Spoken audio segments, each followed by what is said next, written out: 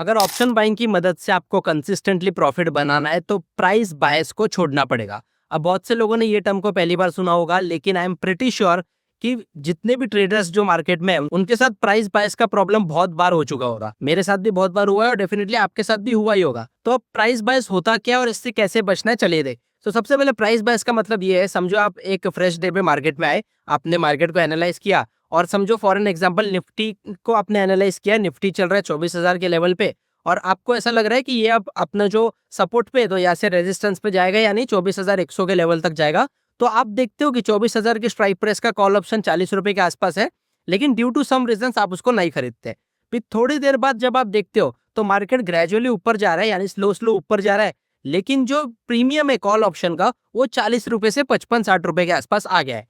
तो अब यहाँ से आपकी एनालिसिस ये बोल रही कि मार्केट और ऊपर जाएगा, लेकिन जो आपने सुबह उसी कॉल ऑप्शन को 40 रुपए के आसपास देखा है, तो वहां पे आप अपने इमोशंस को जोड़ लेते हो, आपका एक प्राइस बायस बना देते हो कि जो भाव है वो इसके आसपास आएगा तो ही खरीदूंगा, क्योंकि अगर मैंने कोई चीज 40 पे देखी है तो अब मैं उसको 55-60 के आसपास क्यों खरीदूं। और पास्ट में आपके साथ ये हो जाता है कि ये जो एनालिसिस है, यानी प्राइस ऊपर जाके वापस जो एग्जिस्टिंग प्राइस थी उस पे आ जाता है, तो आप हर बार बिलीव करते हो कि ऐसा ही होगा और फिर आप ऐसे कॉल ऑप्शन के प्रीमियम को 60 पे भी नहीं खरीदते। उसके बाद देखोगे तो मार्केट में ट्रेंड कंटिन्यू होता है, जो आपके एनालिसिस है यानी मार्केट 24,100 के ऊपर भी जाता है और जो 60 रुपए अभी भी आपने प्रीमियम देखा था वो बढ़ के हो चुका है 100-120 रुपए। और ऐसे टाइम पर जब मार्केट में मूवमेंट आके चली जाती है तब आप देखते हो कि जो 60 रुपए का प्रीमियम था वो अभी 120 हो गया है और ये रिग्रेट रहता है कि काश मैं 60 रुपए पे खरीद लेता। सो दिस इज प्राइस बायस। आपने 60 रुपए पे क्यों नहीं खरीदा, आपके एनालिसिस भी सही है, लेकिन आप जो खरीदने से आपका हेजिटेशन था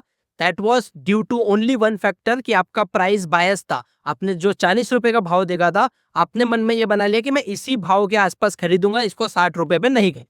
तो प्राइस बायस से बचने का सिंपल तरीका एक ही है कि आप जब कभी भी मार्केट में आते हो तो प्रेजेंट में जियो। भले ही पास्ट डेटा को एनालाइज करो, लेकिन जब प्राइस की बात आती है तो प्राइस प्रेजेंट में क्या है और फ्यूचर में क्या हो सकता है वो एनालाइज करना बहुत ही ज्यादा जरूरी है, ना कि प्राइस अभी क्या है और पास्ट में क्या था। क्योंकि प्राइस मार्केट के ट्रेंड को फॉलो करता है। अगर मार्केट ट्रेंडिंग है तो जो 40 रुपए की चीज है अगर 60-70 रुपए पे आ गई और तो भी मार्केट ये दिखा रहा है कि अभी ट्रेंड चालू है, ट्रेंड कंटिन्यू होगा, मार्केट और ऊपर जाएगा, तो जो 40 रुपए की कॉल ऑप्शन 60-70 रुपए पे है वो वहां से डबल या ट्रिपल अभी भी हो सकती है, क्योंकि मार्केट का ट्रेंड वो बता रहा है। तो आपके साथ ये प्राइस बायस वाली प्रॉब्लम कभी हुई है या फिर नहीं, do let me know in the comment section and follow for more.